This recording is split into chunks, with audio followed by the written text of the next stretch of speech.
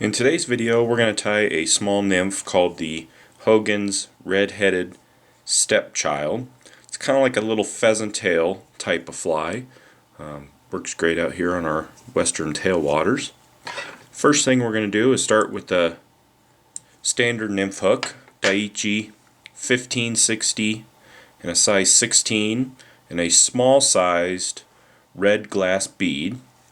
And I'm just going to be using some 8/0 brown thread for this fly. Now the first material that we're going to use is some pheasant tail.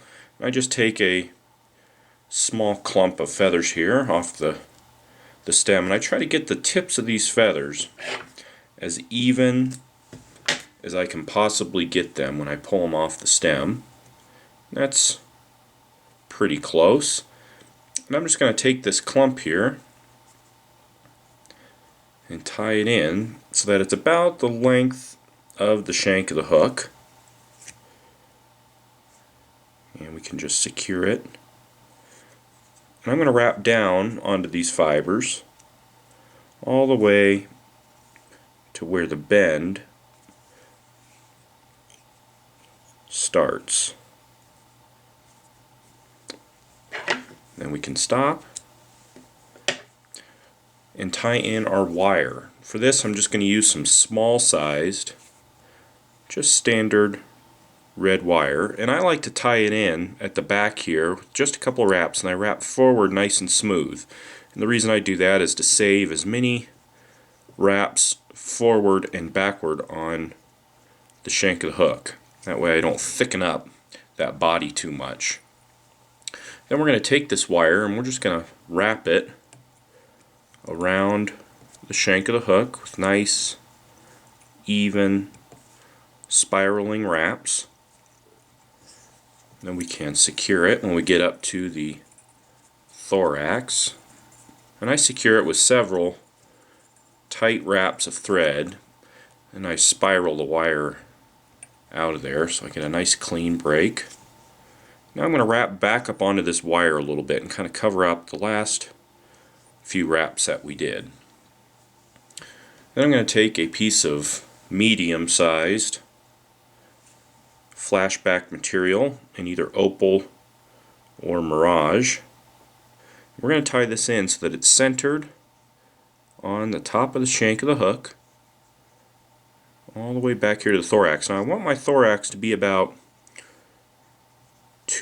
a third of the size of the entire shank here. I'm going to take a couple pieces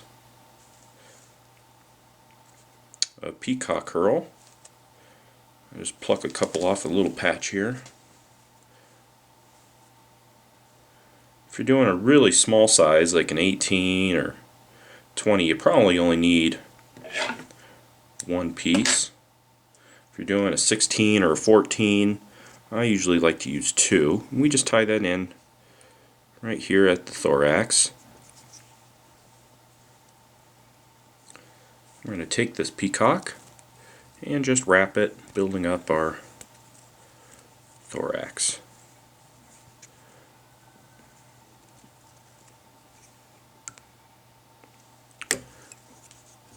I snapped one of them, so let's see if I can catch it here with my thread.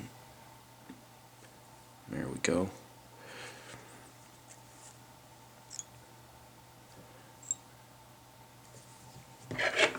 And we can trim those out of there.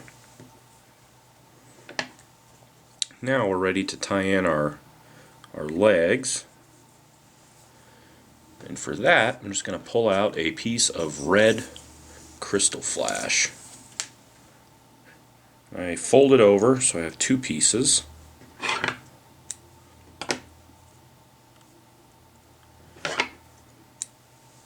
all we're going to do is just lay these two pieces here right on top of the hook, right behind the bead. And I'm going to take a loose wrap of thread and just grab them. Then I'm going to take another wrap of thread, just kind of like a figure 8 or an X wrap. I'm just going to secure that crystal flash to the top, and I do this basically twice. once on each side. Capture and capture. And now it should be secure. Now I'm going to take that Krystal flat, or that flashback material, pull it over the top, capture it with a loose wrap of thread, make sure it's centered. I'm going to bite down with my thread with 2 wraps. I'm just going to trim a little of that out of there. Now we can whip finish very carefully right on top of that bead there, right behind the bead on top of the flashback material. Just a few wraps. Pull tight. I trim that flashback material just so I leave a little hanging off the front there. That way it doesn't come undone. Then we could trim our legs. I like to pull them back. I'm going to trim them right to the body. There we go. And see how I get a little separation in the legs? And that is essentially the finished fly. You can put a little head cement on those thread wraps. And that is the Hogan's red-headed stepchild. Great little fly. It looks real buggy. Looks a lot like a pheasant tail, except it has all those red accents in there. Of course, red never hurts on a fly. Fish seem to love that little glint of red. And that is the red-headed stepchild.